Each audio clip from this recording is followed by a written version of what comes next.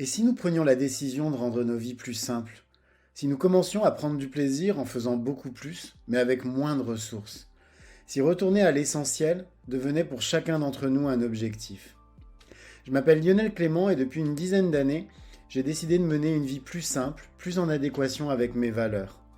Durant ces 10 années, j'ai travaillé à mener une vie plus frugale et j'ai découvert que c'était absolument pas une vie triste, ennuyeuse et pleine de frustration. J'ai découvert dans la frugalité une forme d'abondance qui aujourd'hui me rend pleinement heureux, même si je suis encore loin, très loin d'être arrivé. Et je suis convaincu que cette quête de simplicité est la quête de ma vie.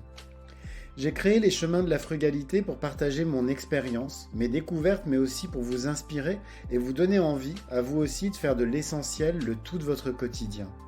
Je vous souhaite de passer un excellent moment avec moi sur ces chemins qui, au final, ne nous mènent qu'à nous-mêmes.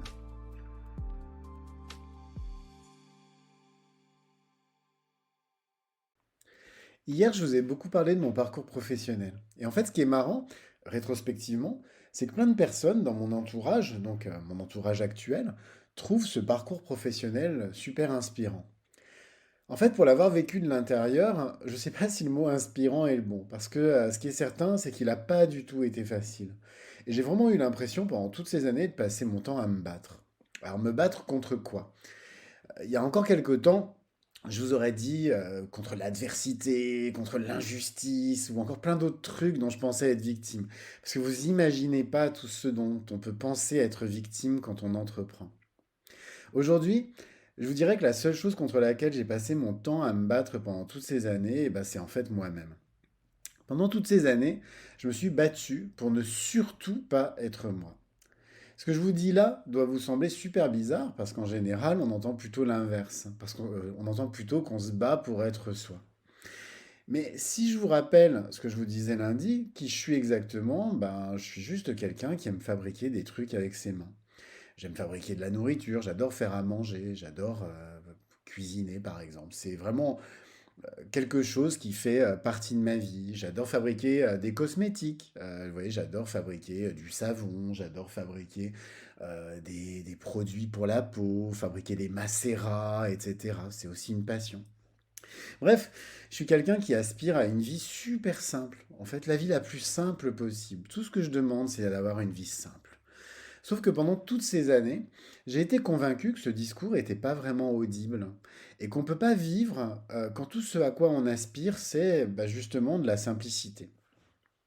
Pendant donc toutes ces années, en fait, depuis que j'ai commencé à travailler, et puis a fortiori depuis que je suis entrepreneur, j'ai passé tout mon temps à me battre pour ne surtout pas être qui je me sentais au plus profond de moi. Alors certes, j'ai la chance d'avoir plein de compétences différentes. Mais à quoi bon avoir toutes ces compétences si à aucun moment je me laisse un tout petit peu d'espace pour arriver à m'exprimer? Vous savez, pour arriver à juste m'exprimer moi. D'ailleurs, pour la petite histoire, ce podcast des chemins de la frugalité, il a mis près d'un an à voir le jour. Alors qu'en fait, j'ai envie de le lancer depuis très très longtemps, puis même encore plus longtemps que c'est un an. Je vous dirais que vraiment la première idée de ce podcast, elle est née il y a à peu près 3 ans. Et vous savez pourquoi? Pourquoi j'ai mis autant de temps à lancer ce podcast? Parce que tout en moi me faisait taire ce projet, dans lequel je me sentais pourtant pleinement être pleinement moi, hein, je me sens vraiment bien dans ce projet.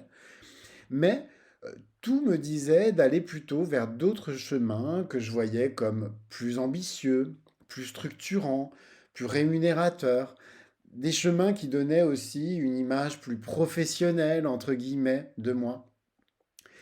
Et en fait, je me suis rendu compte qu'accepter de lancer ce projet ultra personnel, parce que c'est ultra personnel de parler de frugalité, de simplicité, de nourriture végétale, ce genre de choses, eh ben ça a été une vraie violence. Rien ne m'en empêchait, en tout cas aucun facteur extérieur. Même si j'avais et que j'ai toujours une activité professionnelle en parallèle, hein, rien ne m'empêchait dans cette activité de mettre ce projet sur les rails. La seule chose qui m'empêchait de le faire, eh ben, c'était moi.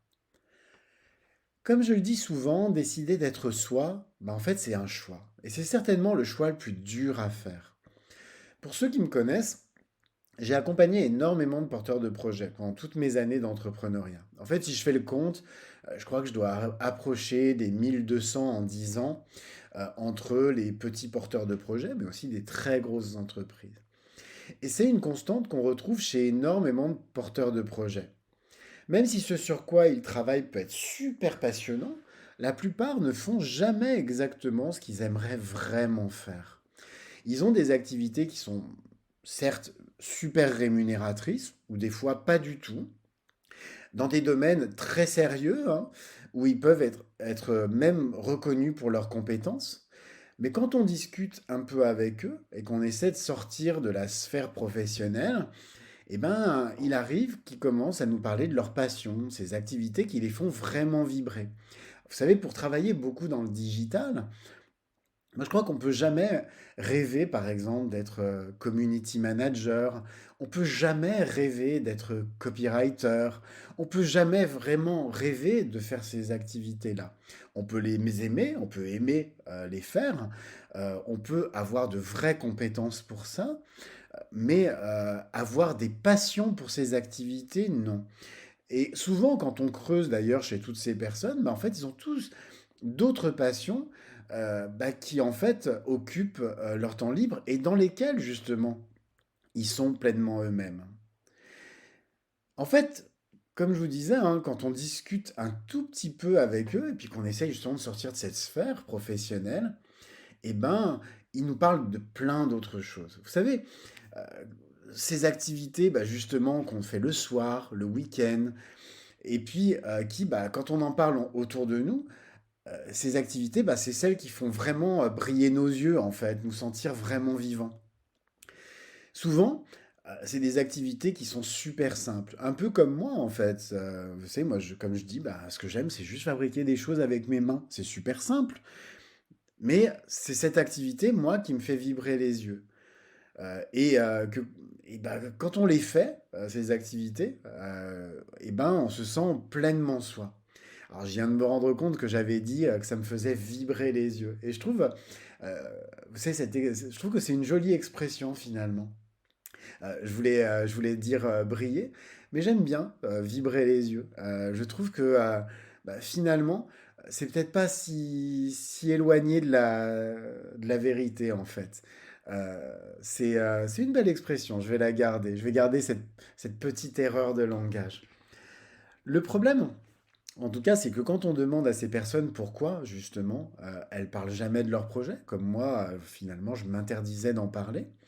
Eh ben, ce que ces personnes nous répondent, c'est qu'elles peuvent pas se permettre d'en parler. Et qu'en parler, en fait, eh ben, ça les rendrait moins crédibles, moins professionnelles, moins importantes aux yeux des autres. Alors qu'en fait, bah, il s'agit vraiment de la plus belle part d'elles-mêmes qu'elles expriment dans ces activités. Alors que rien les empêche de donner de la lumière à ces activités, même sans chercher à en faire d'emblée des activités professionnelles. Aujourd'hui, les chemins de la frugalité, pour moi, c'est un podcast, mais c'est pas une activité professionnelle au sens strict. Toutes ces personnes s'empêchent d'en parler. En fait, elles s'empêchent d'être elles-mêmes. C'est pour cette raison que j'affirme qu'être soi-même, mettre un peu de lumière sur cet espace où nous sommes vraiment à notre place, c'est un choix qui dépend d'aucune circonstance extérieure. Tant que nous ne sommes pas contraints à la seule survie, il y a des personnes qui, aujourd'hui, leur seul objectif, c'est de survivre à la journée qu'elles vivent. Et là, oui, effectivement, c'est un peu plus compliqué de laisser de la place à ses passions, etc. Mais c'est pas le cas de la majorité d'entre nous. Donc, tant qu'on n'est pas contraint à la seule survie, on a tous la possibilité d'accorder du temps à ces activités qui nous rendent heureux. On a tous la possibilité aussi d'en parler autour de nous. Parce que mettre des mots sur nos passions, c'est ça qui va contribuer à les rendre importantes. Alors bien sûr, vous pouvez choisir de le faire comme moi, avec un podcast, un blog ou encore sur vos réseaux sociaux. Mais vous pouvez aussi tout simplement accepter d'en parler autour de vous, d'en parler à vos collègues de travail, d'en parler à votre entourage. Il y a beaucoup d'activités qui sont tellement secrètes, qui restent tellement dans le plus tréfond, vraiment dans le tréfond des gens, que même la famille, l'entourage, les enfants, des fois ne sont même pas au courant. C'est absurde. Bref, vous pouvez juste faire une vraie petite place à vos passions au sein de toutes vos activités. C'est pour ça que les chemins de la frugalité, d'ailleurs, sont si importants à mes yeux. Ils sont aujourd'hui l'espace dans lequel j'ai enfin accepté d'être, tout simplement. Vous savez, juste être.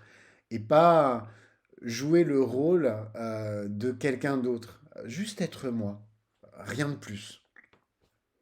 Cet épisode des chemins de la frugalité est maintenant terminé. Et comme d'habitude, je vous invite, si vous avez aimé mon podcast, à vous y abonner et puis à lui mettre 5 étoiles sur votre plateforme de podcast préférée et pourquoi pas à déposer un commentaire. Ça va beaucoup m'aider à le rendre plus visible. Et puis sinon, vous pouvez également le partager autour de vous afin de le faire connaître à vos proches.